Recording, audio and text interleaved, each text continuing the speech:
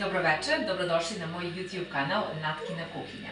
Večeras ćemo da pravimo pecivo slatko sa suvim grožđem. Priprema je isto brza, jedina varijanta malo što se oduži jeste zbog tog momenta da čekamo da testo nadođe, ali objašnjavamo u hodu i prelazimo. Od sastojaka nam je potrebno 500 g brašna, 3 kašike suncokretovog ulja, 1 kašičica soli, 250 g suvog grožđa, 2 jajeta i ovde imamo 250 ml toplog mleka gde smo spustili 1 kvasac sveži i 1 kašiku šećera. Krećemo da radimo naše testo. Prvo ćemo izručiti brašno, zatim ćemo izručiti ulje, 1 kašičicu soli i onda izručujemo ovaj nadošli kvasac. Znači, mi smo stavili nekih 10 minuta. Prvo smo zagrejali mleko, spustili kvasac i sačekali smo nekih 10 minuta da to nadođe. I onda dodajemo jaja, 1, drugo. I sada ćemo naravno zamešati i čekamo dobro da izradimo naše testo, da masa bude ujednačena. Kada smo testo lepo izmesili, znači da ne lepi na ivice posude, onda ćemo dodati 250 g grožđa i lepo opet izmesiti testo. Kada smo lepo zamesili, to treba ovako da izgleda i onda naše testo ostavljamo da odmara 30 minuta.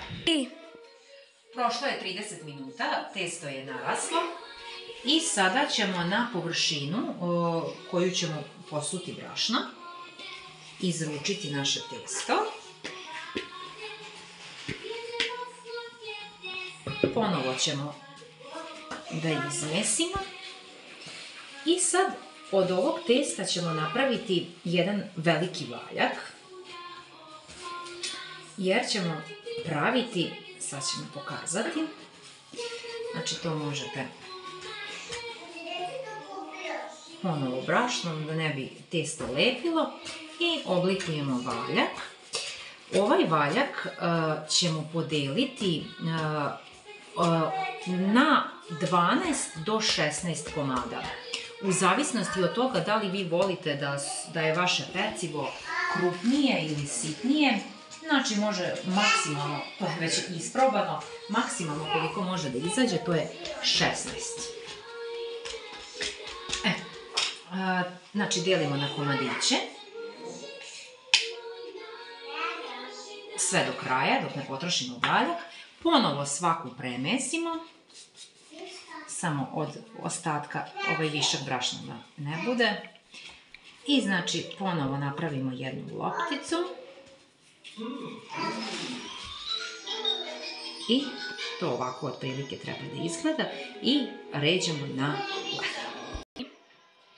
Mi smo napravili 16 komada, ovako treba da izgleda.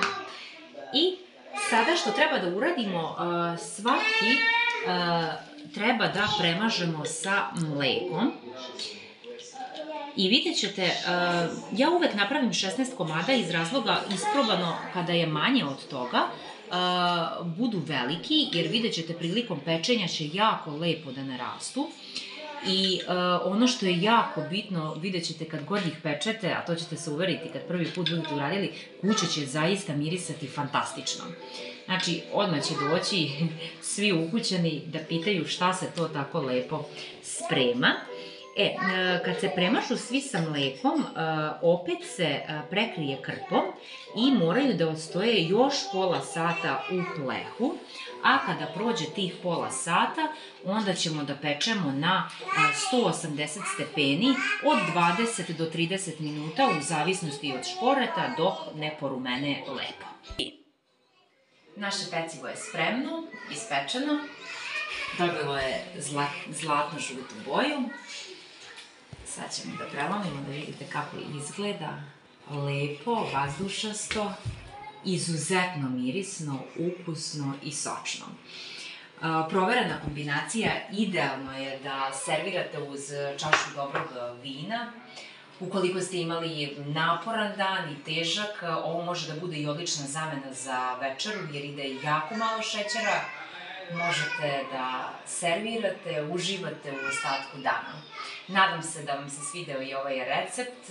Ukoliko da, voljela bih vas da me zapratite na moj YouTube kanal Natkina kuhinja. Uz zdravlje!